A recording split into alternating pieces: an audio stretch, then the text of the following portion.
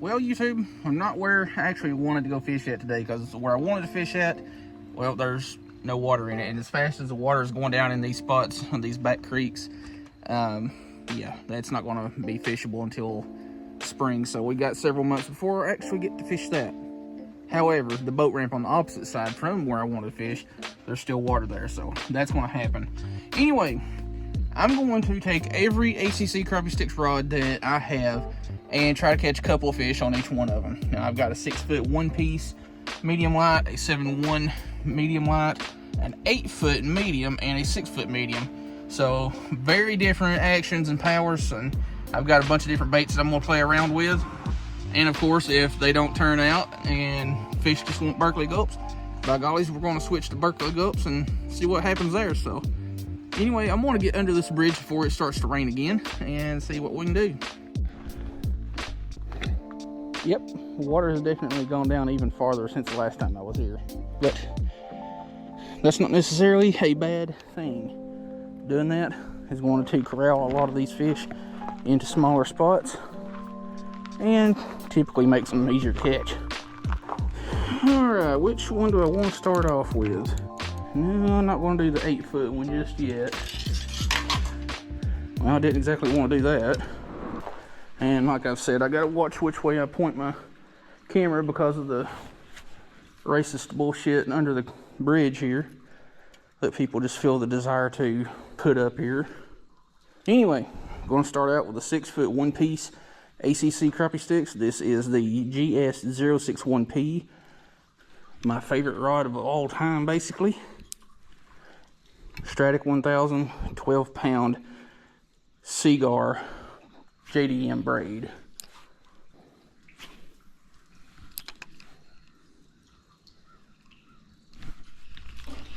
Well, that was quick, and that was quicker. Had a very, very small crappie on. I don't know if it's part of the bridge support or the footing on this side here, but there's something like just this side of that, and I'm having to really watch it because I can see a branch right here that I'm gonna end up getting snagged on. There we go. That was quicker.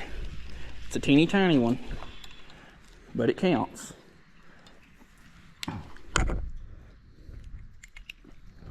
Got that one on the dead minnow shank or whatever it's called.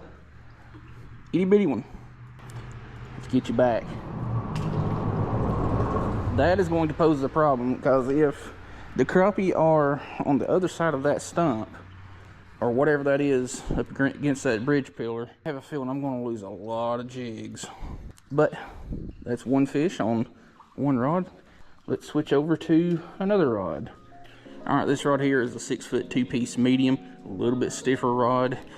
It's not a split grip design, and I've got a Sedona 1000 with some 8-pound braid.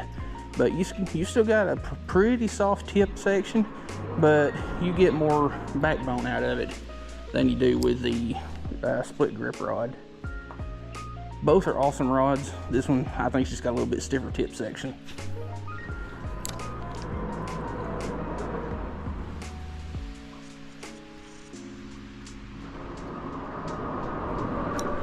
That was quick, first cast. And that was even quicker. Came off.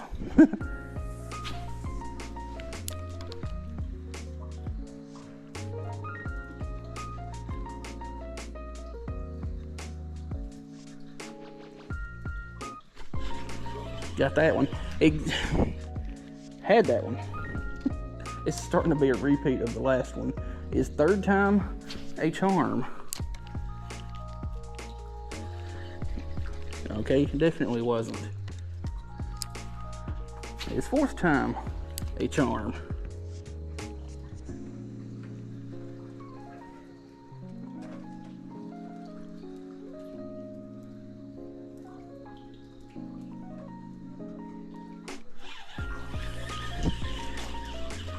And yes, it was.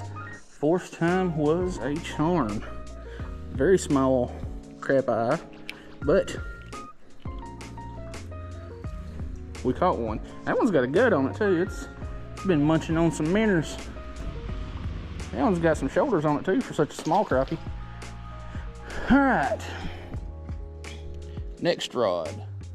Now this one and my last one being a little bit longer rods make it easier to keep the baits up over the structure, because the more I look at it, the more I think that's a tree that's up against the footing of that bridge support, because I know there's one right here. So anyway, ACC 7'1" medium light super grip, Noski 1000 by Shimano with some 5-pound braid, and same bait as the first two, dead minnow shank.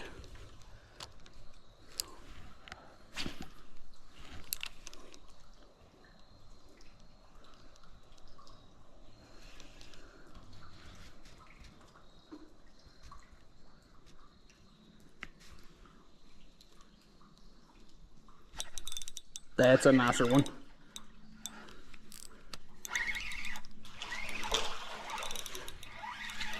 That's much nicer compared to the first ones.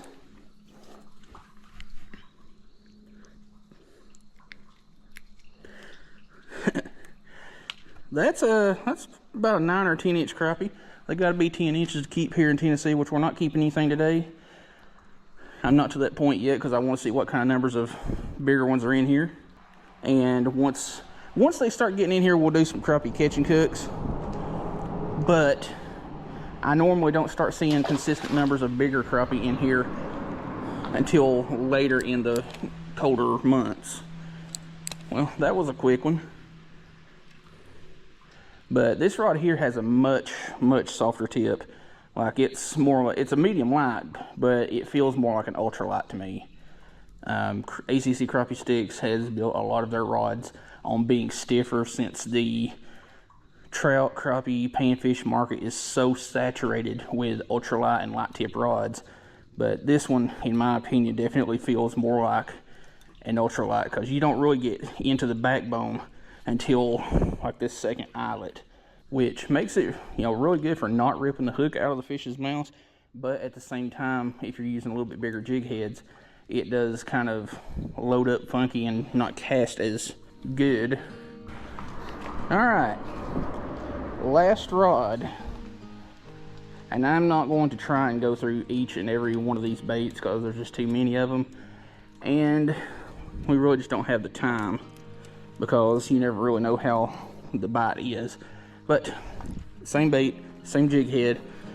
This is the ACC Crappie Stix 8-foot medium GS08M ultra light rod. Not in the action and power, but the actual physical weight. 4.3 ounces just in the rod itself. The reel is a Daiwa Reel LT 2500, which is way more than you need for crappie. It's just the only reel that I had that balances with this rod. Like the balance point is about 1 inch from the end of the butt section. And about that butt section, it's bigger than a lot of your crappie rods. Reason being, you got a grip there to, do the vertical jigging thing, or however you want to use that. But this rod is definitely the broom handle of the 4 I have. Definitely a stiffer rod. Like, I've honestly thought about using this as a light catfish rod a few times. But I really don't use this rod a lot just because it's an 8-foot rod. And if y'all watched any of my videos, I don't like rods over about 7 foot in most cases. But the longer rods are definitely better options because of, doing slip corking or something like that, and getting more distance. I really need to put some lighter line on that, because this is some 8-pound Mr. Crappie, and it's a little bit heavy. Don't cast nearly as good. Darn it. There's something small nipping at it just on the other side of this tree. But yeah, this 8-pound Mr. Crappie is coming off when I get home. It being a heavier line is also affecting the fall rate, which you would think, going from 6 to 8 pound, it wouldn't make that much of a difference, but it does. Monofilament's kind of in between braid and fluorocarbon when it comes to the sink rate. but you know, it's still a bigger diameter line.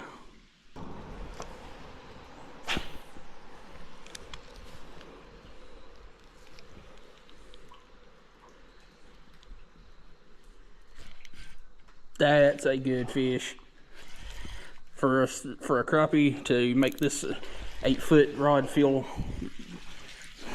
big or feel bent. Takes a good crappie. And that's not as big as I thought. Chill.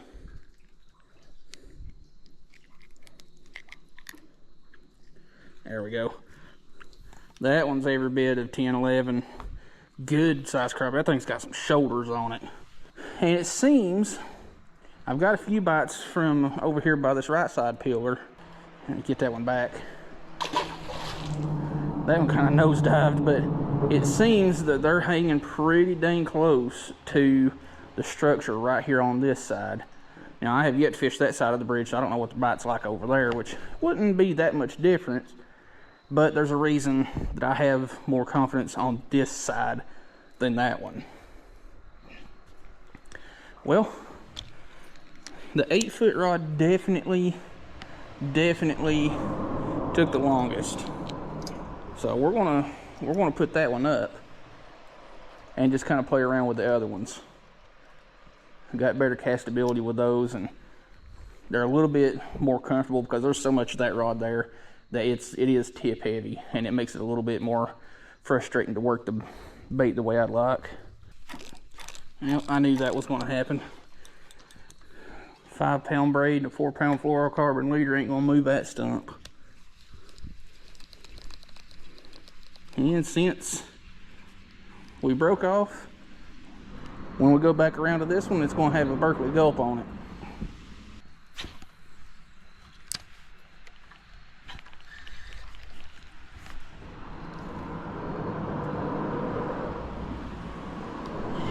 Fish.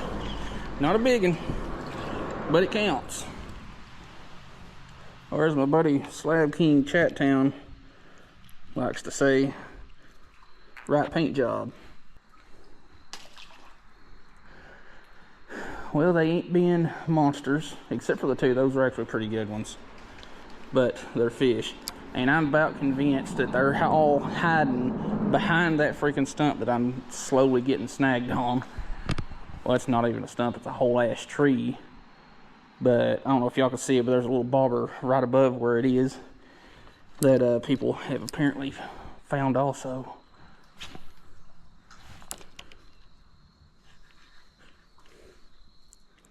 If I can just get my jig past it, I've got about 2 seconds worth of time to fish that before I have to yank it over the top of it. And there's another crappie. So this rod here, the 6-foot medium, like I said, it's a little bit stiffer tipped rod. Chill.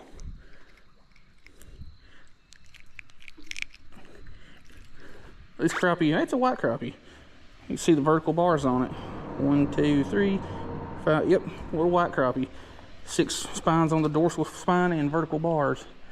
But this rod compared to the 7-1 medium light or the 6-1 or 6-foot one piece, those two rods make crappie that size feel a lot better. But yeah, they're usually hanging out on that side. Today they're on this side, and by the time y'all see these videos, it's usually about 2 weeks after filming. So don't go based on, if you know where this is, don't come up here based on the bite that you saw, because it's already 2 weeks old. And that was right on top of that log. And the retrieval that I've been using on pretty much all these rods has been basically the same that I use every single time. Now I'll chunk it out there, let it fall for a second or two, and just slow retrieve and twitch it. Now you might want to vary the retrieval speed and the twitching speed. Do it a little bit slower, sometimes do it a little bit faster. Just kind of figure out what those crappie want. This is more or less hover strolling or mid strolling, which is a big thing in bass fishing and the whole live scope community. But you can do it from the bank, you can do it from boat, kayak, whatever you want to do. And I have yet to figure out exactly what speed the crappie want today. Oh shoot. Right in the little triangle shaped corner, right behind that log, got tapped. Like I said, I've only got about 2 seconds worth of time that I can fish on the other side of that log, unless I can get, you know, past it a little bit farther.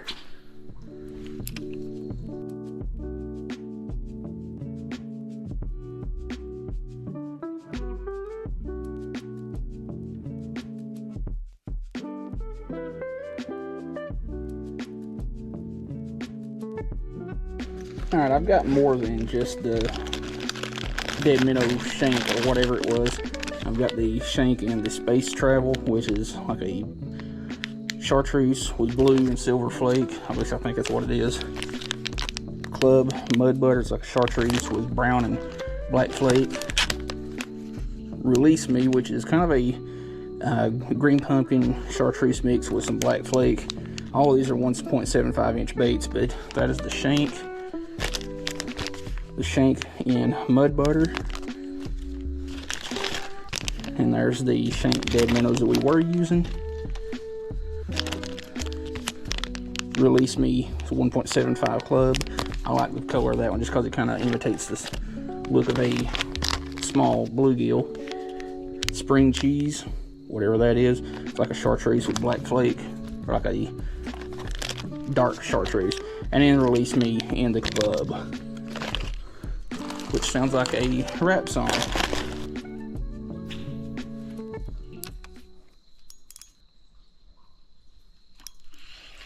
Finally, it's been a minute. And you were quite possibly the smallest crappie I've ever seen in my entire life.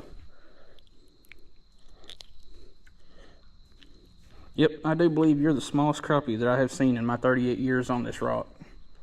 But a fish is a fish. That's all that matters.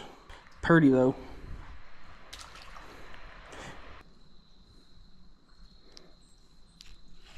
Hey, another one. Not much bigger than the last one we caught. You can stop. Using a little eagle claw jig head there, and it's kind of in his gills a little bit. It's not hooking the gills, but in between the rakers. There we go. I'll screenshot one of my other ones since he's bleeding a little bit. But I've got a cheap little eagle claw jig head on. It's a minnow head. You can get them in chartreuse pink, white, and then the natural shad color. But that just fits the smelt color Berkeley gulps way too good to not use them. Now, I don't particularly care for them in the sense that they have a lead collar with a bait keeper on them, and I don't like collared baits or collared jigs. I don't know what that is, but we got it.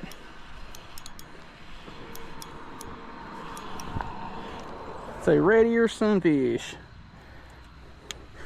And I know we're supposed to be fishing with the other rods, and we kind of accomplished what I came down here to do. You know, catch a couple on each rod. Yes, I do take pictures of every fish I catch because I have a logbook. Go to my channel community page. Scroll a little ways and you'll see what I'm talking about. I take a picture of every fish I catch, and then when I update my logbook, I delete my pictures. What's up? I saw you drugs. I was like, I know that drug. Yeah, I've been here for about an hour and a half or so, and I caught a handful of crappie. Most of them's been like credit card size, but there was two that was around 9 or 10 inches. But No. I probably have. I've got so many places pinned on Google Maps and all that I lose track of them. With orders I've made on Amazon, I'll never receive it. Well, I mean, I'll file a claim saying, hey, it didn't show up, and they'll just send a refund, and then like 2 days after that, the item will show up. The one you have, and since I already got one of the... Hey, fish. Little crappie. That's about the average size of what I've been catching lately. You got it on the trout magnet. Yeah, a little trout magnet.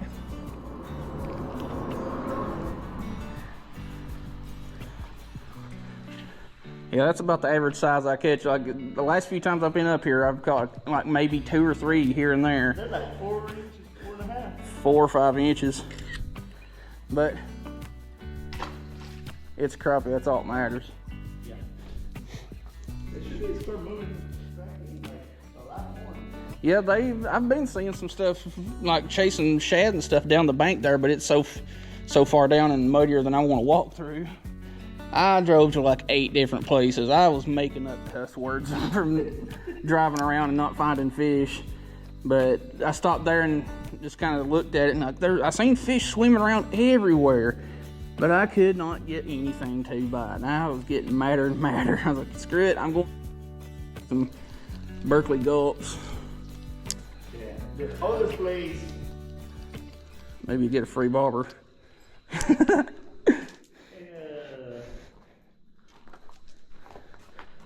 Probably that's your chop line. Hey, free baits are free baits. There was another crappie magnet and something else laying over here a while ago, or where it went. That's weird. Hey, there's another local channel was up here a couple days ago, found a whole pack of jig heads just laying underneath a rock. Damn. Yeah, it's fishing with Angie, and then another channel that just did a catch and cook right here on the side of the bridge was Cast Blast Camp. He fishes around here and around a lot. Okay. He does a lot of camping and hunting and stuff like that. All right, well, we caught a couple of crappie. Didn't catch as many as I was really hoping to catch on each of the rods because I was going back and forth with them, but we caught a couple of fish. But if you want to get an ACC rod out of the ones that I used in this video, if you want something that's better suited for, you know, jigging or a little bit longer distance casting from the bank, something like that, if you're fishing for crappie from the bank or slip corking, you're going to be better off with the 8-foot medium or the 7-1. Probably the 8-foot, but it is fairly tip heavy just because of, well, the extra rod length. Like, that's an 8-foot rod. It's not very balanced unless you, well, of course, have a reel on it. Then it's not too bad, but it is tip heavy. Now the 7-1, it is pretty light. I could weed through 1/64, 1/32, and I've thrown around 16th ounce on that rod a couple of times, and it seems to be, in my opinion, better with like 1/32 and 1/16. But being super light tip, it doesn't load up as good as, say, the 6-foot rods. But like I said, it's better for, you know, slip corking and stuff like that to control that slack line. Now for the shorter rods, like the 6-foot medium and the split grip rod. The split grip is a medium. Actually, it is a medium. I was gonna say it was a medium light, but both of them are actually mediums. The split grip actually has a softer tip section, a little bit slower action, which makes it a little bit more, like I said earlier in the video, the 6-foot medium is a little bit stiffer. I mean, it's a very good all-around just creek rod, whether you want to use it for crappie or just going creek fishing for bass or whatever it is you're doing. It's a dang good rod. Me personally, I like the split grip for the little bit lighter tip section. That way, you know, you can go after some little creek bluegills and stuff like that. Had a subscriber sneak up on me. We got to shooting the shit and fishing and catching a couple of fish, and gave me this reel off of the TikTok shop. Don't have a clue who makes this. It looks like Lose, but there's no branding on here. It's got a real nice, comfortable EVA grip. It's a really smooth reel, and the drag, the distance in between each clicks, really nice, really smooth drag, really audible, and it's really not that heavy. It's a 500 size according to that, but this is actually closer to 1,000. So anyway, I'll probably do a separate video on just this alone, but since that crappie spot is starting to get hit pretty good, I'm going to let it sit for a little while and check out some other creeks and see what happens. So anyway, hope you like this video. I'll leave links to all the gear we used in the video description below. And if you want to support the channel, the 2 top links in the descriptions are my affiliate links. So check out those links, and we'll see you